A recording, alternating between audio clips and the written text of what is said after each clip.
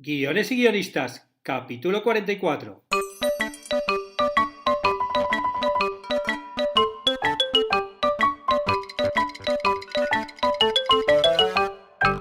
Buenas tardes a todos, bienvenidos a Guiones y guionistas, el podcast con el que todos podemos aprender a hacer guiones. Cada semana salimos al aire con 2 programas en los que vemos un nuevo elemento, técnica o herramienta para que sepáis más del emprendedor mundo de los guionistas y el genial arte de los guiones. Mañana es el día marcado en el calendario. Mañana, 1 de noviembre, estarán disponibles las primeras clases de los cursos de guión de la plataforma Guiones y guionistas. Bien. Os recuerdo que comenzamos con 2 cursos, guión de cortometraje y desarrollo de personajes. Mañana subiré la primera clase de cada uno de los 2 cursos y podéis empezar a practicar. Ya sabéis que lo único que hay que hacer es suscribiros a la plataforma por tan solo $10 mensuales y comenzar a disfrutarlos. Os espero en davidestebancubero.com, ahí están los cursos. La semana pasada la actriz Blake Lively añadió un nuevo elemento a la lucha actual contra el sexismo en Hollywood, afirmando que el machismo de Hollywood empieza desde el guión. Chun, chun, chun. Culpable, guión. Para Blake, el síntoma principal de cómo la cultura machista está enraizada en la industria del cine se encuentra en el momento de concebir los guiones de las películas, en los que los personajes masculinos están construidos para gustar por principio, mientras que para los femeninos hay que construir y justificar ese carisma desde cero. Lo que quiero decir, dice Blake, lo que quiero decir es que mi marido interpreta papeles de capullo, pero lo ves y dices, es súper encantador, porque está escrito para gustar. O viera a Harrison Ford como Han Solo diciendo, ven aquí, cariño. Y tú pensando, es tan emocionante, romántico y excitante. Eso es porque es encantador y cariñoso y no un capullo sexista, cuenta la actriz. Pero lo ves en pantalla y no piensas, ese tío no me cae bien. Blake afirma que mientras que en los personajes masculinos el carisma se da por hecho, el carisma femenino hay que justificarlo desde el guión, porque de lo contrario parece que el público no lo entenderá. Así continúa la actriz en la entrevista en Vanity Fair, que es donde la hizo, pero si realmente lees una página, enseguida lo sabes. Es un hombre, entonces tienes que ser encantador. Pero si lees esa misma página como una mujer, nunca te dejarán pronunciar esa misma frase porque el comentario siempre será, tienes que asegurarte de que ella caerá bien. Y lo que dice Blake, la verdad es que no es algo aislado. Hace un par de meses, en agosto, un estudio de la Universidad de Carolina del Sur demostraba que hay más papeles para hombres. Pero es que además sus personajes son más complejos, más variados y hablan más y de más temas que los femeninos. Este estudio ha analizado cerca de 1000 guiones que incluían a más de 7000 personajes y 53.000 frases de diálogo. Y el resultado, la verdad, es que es letal. De todo lo contenido analizado, los hombres tienen 37.000 diálogos, mientras que las mujeres solo 15.000, es decir, bastante menos que de la mitad. Además, mientras que en estas películas se encontraron 4.900 personajes masculinos, los femeninos se quedaron en los 2.000, también mucho menos de la mitad.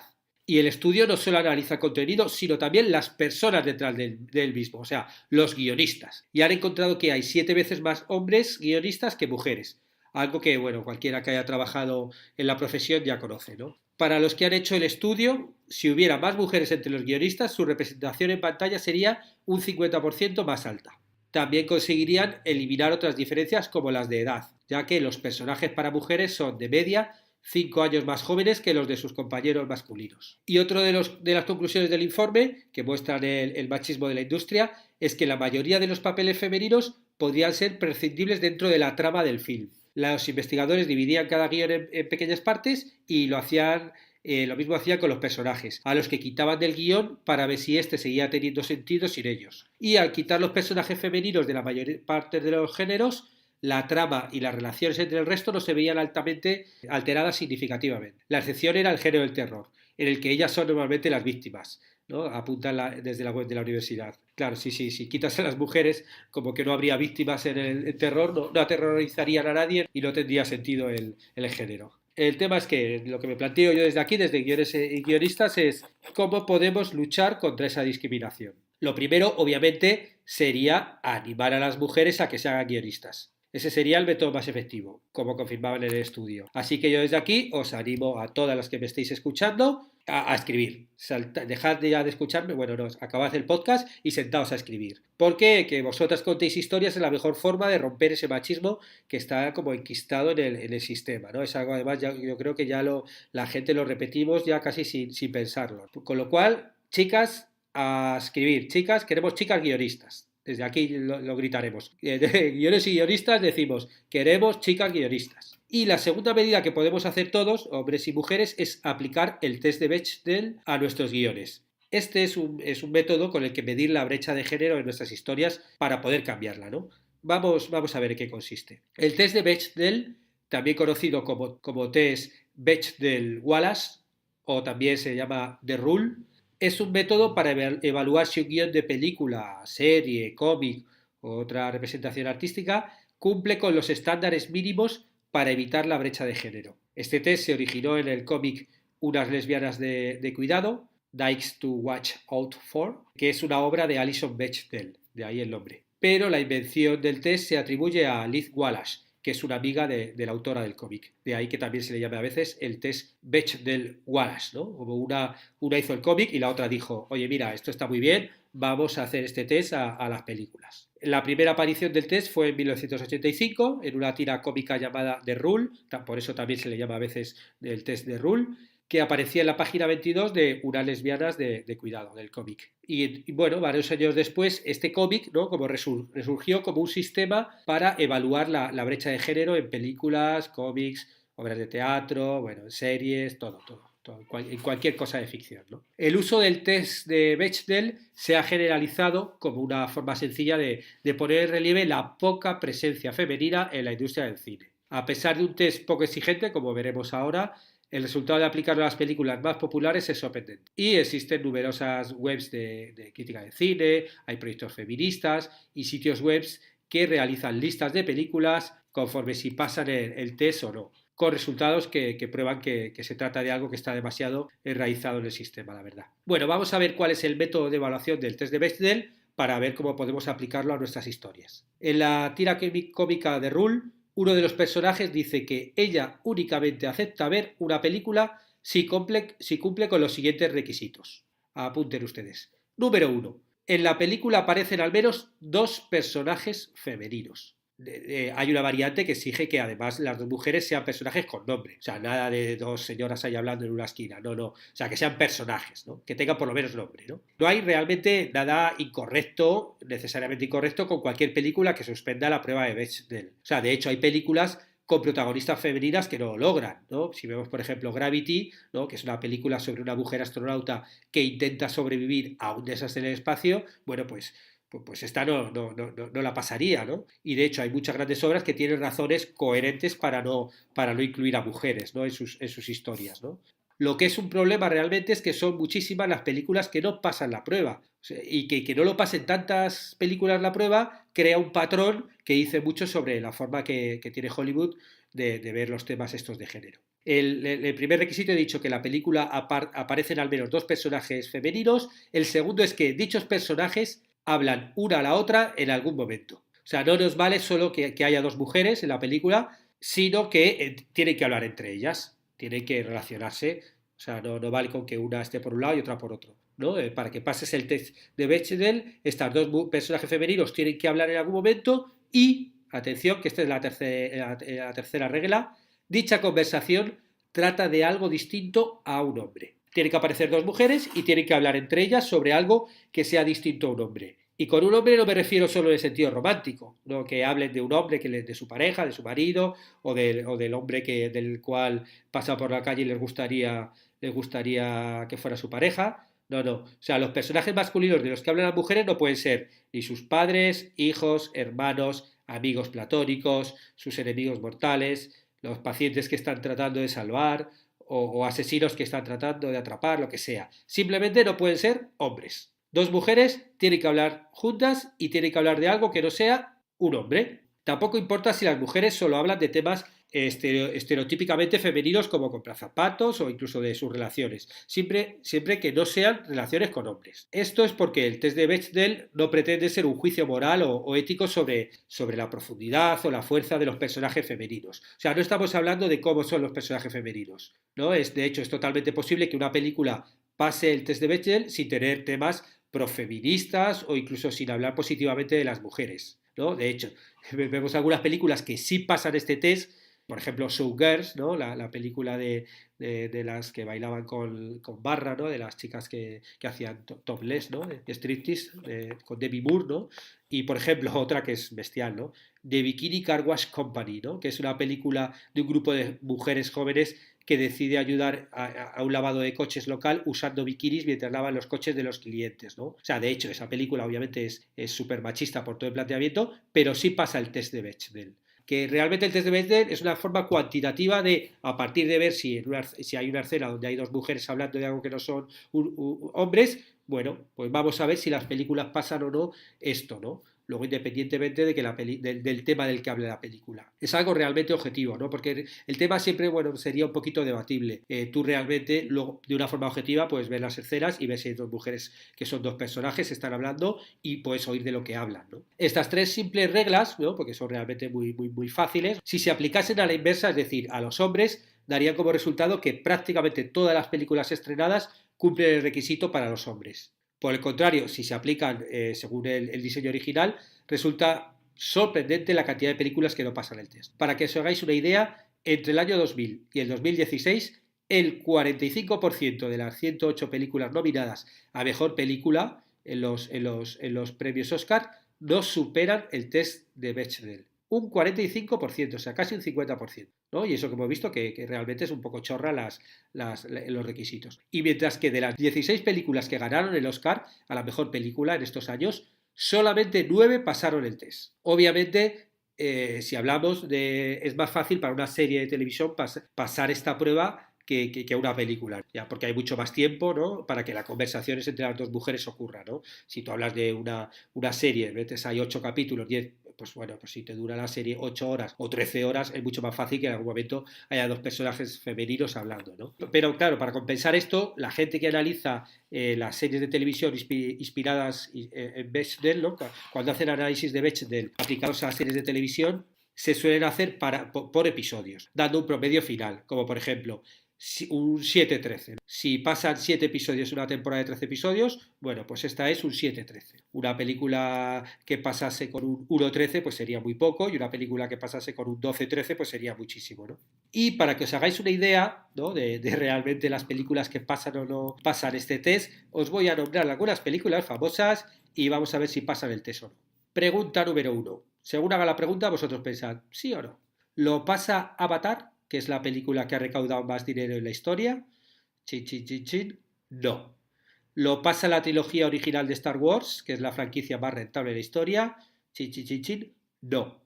¿Lo pasa Lara Croft, Tomb Raider, una película con un personaje femenino fuerte? No. ¿Lo pasan películas de acción como Misión Imposible, X-Men, The Bourne Identity, El Quinto Elemento, la serie Man in Black, las películas de James Bond o la saga de Piratas del Caribe? Chan, chan, chan, chan, chan. No. Y pasan el test de películas románticas como Desayuno con Diamantes, Desayuno en Tiffany's, o Cuando Harry encontró a Sally, o Top Gun. Pues no. Y películas de dibujos animados como Toy Story o Up, chan, chan, chan, chan. No. De hecho, solo pasan 10 de las 15 películas de Pixar. Y otros clásicos como Gladiator, Regreso al futuro, El Caballero Oscuro, Trainspotting, Los Cazafantasmas, El Gran Lebowski, The Truman Show o incluso Stalker, ¿no? La película de Tarkovsky, chan, chan, chan, chan, pues tampoco. Esto es un poquito para que os hagáis a la idea, ¿no? Y eso que, como hemos visto, realmente el test es un poco chorra, o sea que no es, yo qué sé, no es muy sesudo, ¿no? Bueno, pues todos estos estudios de listas de películas que no pasan el test, lo que hacen, se utilizan normalmente como argumento para probar que prácticamente la totalidad de la industria del cine se centra en la creación de contenidos a lo que realmente les da igual el punto de vista femenino. O sea, todas estas películas se centran en una visión que no refleja la realidad en términos de proporción de mujeres en la sociedad. Son el 50%, o sea, realmente no sé, tendría que tener como más importancia, ¿no? En las historias de ficción, por lo menos un 50%, ¿no? Eso sí, la proporción de películas que pasa el test aumenta cuando entre los guionistas hay por lo menos una mujer. Y vamos a ver variantes del test de Bechdel, porque existen variantes menos conocidas del test de Bechdel que se han ido generando, como por ejemplo el test de Vítor Russo, ¿no? Vítor Russo, que era un activista gay muy importante, ¿no? Que hizo muchos estudios de género, del género del LGTB, vamos. Este test se llama, normalmente es conocido como el test gay de Bechdel, ¿no? Y es una adaptación del test de Bechdel que intenta poner en juicio la normalización de la homosexualidad en los guiones de cine. Y este tiene 4 reglas que son muy rigurosas. 1. Hay 2 personajes que son gays. 2. Interactúan entre ellos de alguna manera. 3. No dan consejos maricas al protagonista, ¿no? Como consejos típicos de los gays, ¿no? Maricas viene, lo digo entre comillas, obviamente. Y 4. No mueren al final. Este test es tan duro que ni Brokeback Mountain, ni Mi nombre es Harvey Milk, ni Dallas Buyer Club, ni la serie Will and Grace, ni The Invitation Game lo superan, para que os hagáis una idea.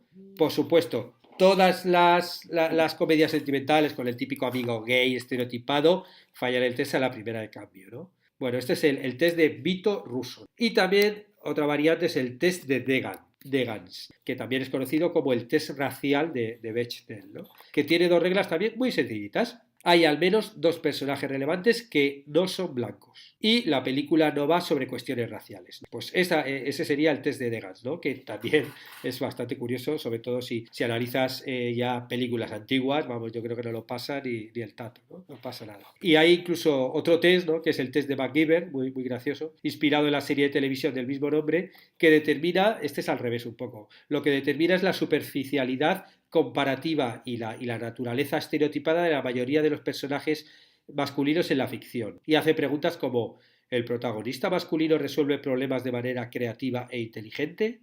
¿O usa la violencia como último recurso? ¿No? Y la verdad es que también es un poquito impactante descubrir cuántas películas y programas fallan en este test, ¿no? Como el de Bechdel. Y también existe otro test que es parecido al de Bechdel, ¿no? Bueno, es otra forma también de darte cuenta un poco el machismo que hay en las historias, que es el llamado, el conocido como principio de la pitufina, de Smurfit's Principle, que analiza obras de ficción que tienen un único personaje femenino en medio de un elenco de personajes masculinos, y que este personaje está definido de manera estereotipada. Seguro que os suena. Como explica la comunicadora Anita Sarkeesian, este recurso narrativo es nocivo porque solo ofrece una visión limitada de lo que debe ser una mujer, ¿no? Además de que establece lo masculino como norma y lo femenino como la excepción, ¿no? Como os podéis imaginar, ¿no? El principio de la pitufina, por el nombre, hace referencia a la pitufina, ¿no? Que durante bastante tiempo fue el único personaje femenino de la serie de historietas Los Pitufos, ¿no? Y otros personajes femeninos que sufren del principio de pitufina son la cerdita Peggy en The Muppets, la princesa Leia, ¿no? En Star Wars, Penny en las primeras temporadas de Big Bang Theory, Abril en las Tortugas Ninja, Letty en Rápido y Furioso, Viuda Negra en Los Vengadores, o Sue Storm en Cuatro Fantástico. Y bueno, y la verdad es que si tú te pones a ver los dibujos animados, yo que últimamente veo bastantes por Bruno, bueno, es alucinante. Es la patrulla canina, o sea, empiezas a ver cantidad de dibujos animados donde de repente son como muchos chicos y solamente hay una chica, ¿no? Y claro, ellos hacen siempre todo lo de acción y ella, yo qué sé, se queda como tipo secretaria o alguna cosa así, ¿no? En todo el grupo, ¿no? Resumiendo todo este podcast, si queréis luchar contra esta discriminación de las mujeres en la ficción, ya sabéis lo que tenéis que hacer. Primero, todas las mujeres que me están escuchando que se pongan a escribir, y los hombres que tengan mujeres cerca con capacidades para escribir, que les animen a que se pongan a escribir ya. Y segundo, todos aplicar el test de Bechdel, que ya habéis visto que es muy sencillito.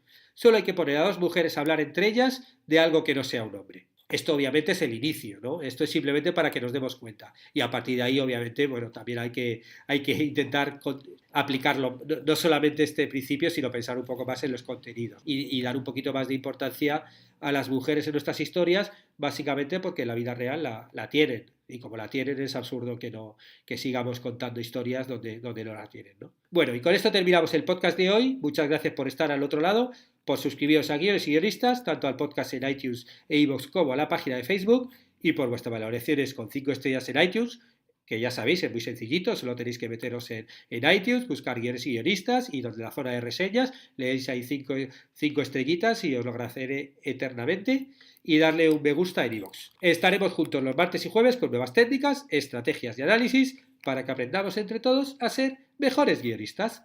¡Hasta pronto!